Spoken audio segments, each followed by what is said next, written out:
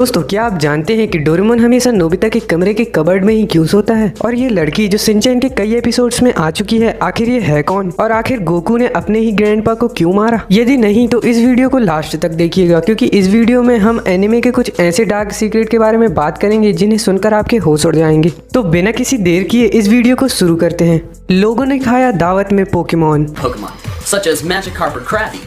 Also according to the anime. हैं नहीं मानते तो जरा सोच के देखिए, क्या आपने कभी पोकेमोन शो में इंसानों और पोकेमोन के अलावा किसी और जानवर या फिश को देखा है? तो आखिर इस सीन में ऐश और उसके दोस्त आखिर किस जानवर के मीट को दबा के खा रहे हैं? और सबसे मेन शिकार है मैजिकार्प पोकेमोन, जो कि एक फिश है और जिसे ऑफ कोर्स एक फिश की तरह खाया जाता है। तो क्या कभी भूख लगने पर ऐश अपने दोस्त पिकाचू को भी खा लेगा, या फिर पिकाचू देगा उसे एक जोर का थंडरबोल्ट? इस सवाल का जवाब जानने के लिए कुछ न करें, क्योंकि ये बहुत ही बकवास सवाल है। क्या आपको पता है कि डोरेमोन हमेशा अलमारी में ही क्यों सोता है? लेकिन क्यों? आखिर ऐसे कौन से काम हैं जो डोरेमोन सिर्फ अलमारी के अंदर ही कर सकता है? रुको जरा, सब्र करो। जैसा तुम सोच रहे हो वैसा बिल्कुल भी नहीं है। असल में डोरेमोन आया है फ्यूचर से, और इन फ्यूचरिस्टिक रोबोट्स के भी अपने ही अलग नवाबी नखरे होते हैं। और डोरेमोन को चाहिए था अपना खुद का एक कमरा, जो कि नोबिता की फैमिली अफोर्ड नहीं कर सकती, क्योंकि मैं गरीब हूँ। तो इसीलिए डोरेमोन ने नोबिता के कबर्ड को ही अपना लास्ट ऑप्शन मानकर अपने अरमानों को दबा लिया। अब डोरेमोन में स्ट्रेस की बात हो ही रही है, तो चलिए बात करते हैं डोरेमोन, मेरा मतलब नोबिता की जानेमन शिजुका के पापा के बारे में। इनके बारे में हमें बहुत ही कम पता है, क्योंकि इन्हें डोरेमोन के एपिसोड्स में बहुत ही कम बताया गया है, और बताया भी गया है तो हमेशा अलग अलग बॉडी शेप में। एग्जाम्पल के लिए आप इस इमेज को देखो और फिर इस इमेज को। इन दोनों ही कैरेक्टर को डोरेमोन के एनिमे में शिजुका के फादर के तौर पर बताया गया है। वैसे जिन्हें नहीं पता उन्हें मैं बता दूं कि शिजुका के फादर का नाम योशियो मिनामोटो है, और सिर्फ शो में ही नहीं बल्कि फुजितो फ्यूजियो द्वारा बनाए गए मांगा में भी इस कैरेक्टर को कभी मोटा तो कभी पतला, कभी मूंछ के साथ तो कभी मूंछ के बिना बताया गया है। इन सब चीजों को ध्यान में रखते हुए कई लोग तो ये भी कहते हैं कि जरूर शिजुका की मम्मी ने दूसरी शादी कर ली होगी। दोस्तों क्या आपने कभी निंजा हथौड़ी के बाल देखे हैं, या फिर आपको लगता है कि हथौड़ी, अरे ये वाला नहीं यार, मैं निंजा हथौड़ी आ गया हूँ। हाँ ये वाला। तो क्या आपको लगता है कि हथौड़ी टकला है? वैसे एक एपिसोड में यूमिको ने हथौड़ी से कहा था कि अपना हुड उतार कर हमें अपने बाल दिखाओ, तो इसमें हथौड़ी ने जवाब दिया कि एक निंजा अपना सीक्रेट किसी को नहीं बताता। डिंग डिंग डिंग डिंग डिंग डिंग डिंग डिंग डिंग डिंग। मैं हूँ एक निंजा।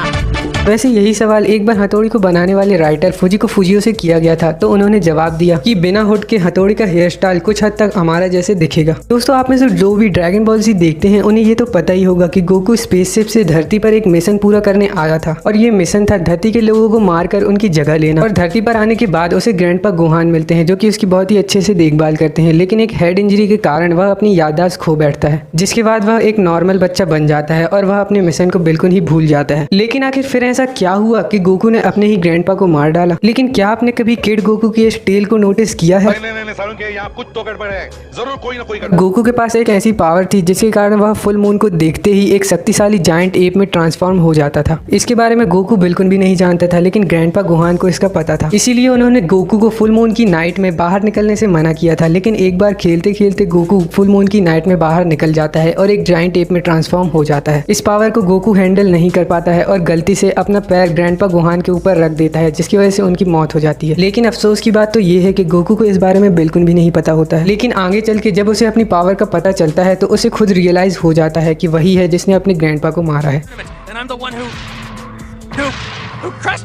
आखिर कौन है ये शिंको-चैन? आखिर ये कहाँ से आती है, कैसे आती है, और हमेशा शिनचैन के ही घर क्यों आती है? अरे बेवकूफ, शिनचैन इस एनीमे का हीरो है तो उसी के घर आएगी ना, और किसके घर आएगी? वैसे बात तो सही है। खैर छोड़ो, यदि आप नहीं जानते तो शिंको-चैन को सबसे पहले एपिसोड 651 में इंट्रोड्यूस करवाया गया था, और ऐसा कहा गया है कि वो फ्यूचर से कुछ चीजों को बदलने आई है, जिसकी कई सारे प्रूफ हैं। जैसे उसे हर किसी का नाम पता होता है, और उसके पास सीरो जैसे दिखने वाले 2 पपीज होते हैं जो कि एक गैजेट की मदद से बात कर रहे होते हैं, और कई बार उसे एक आइसक्रीम शॉप जैसी टाइम मशीन से आते हुए बताया गया है। ये तो प्रूफ हो गया कि ये फ्यूचर से आई है, लेकिन आखिर ये है कौन? वैसे कई लोगों का मानना है कि यह शिनचैन और टामिको की डॉटर है, लेकिन फैक्ट तो कहता है नहीं। जरा इस हंसी को देखो, क्या ये आपको किसी की याद दिलाती है? यदि आपने कहा हिमावारी तो मुबारक हो, आपको इसके बदले में कुछ नहीं मिलेगा। जरा देखो इन दोनों को, एक जैसे नहीं लगते क्या? यहाँ तक कि शिंको के पास हिमावारी जैसा बिल्कुल सेम टॉय भी होता है। और एक एपिसोड में मित्सी और शिंको के बीच में एक कंपटीशन होता है जिसमें हिमावारी की पसंद की चीजें बतानी होती है, और ऑब्वियसली इस कॉन्टेस्ट को शिंको जीत जाती है, क्योंकि हिमावारी को हिमावारी से अच्छा कोई नहीं जानता। इस वीडियो में सिर्फ इतना ही। यदि आपको यह वीडियो पसंद आया तो लाइक का बटन आपका इंतजार कर रहा है, और यदि आप ऐसी ही और वीडियो देखना चाहते हैं तो हमारे चैनल को सब्सक्राइब कर लीजिए। मिलते हैं आपसे अगली वीडियो में।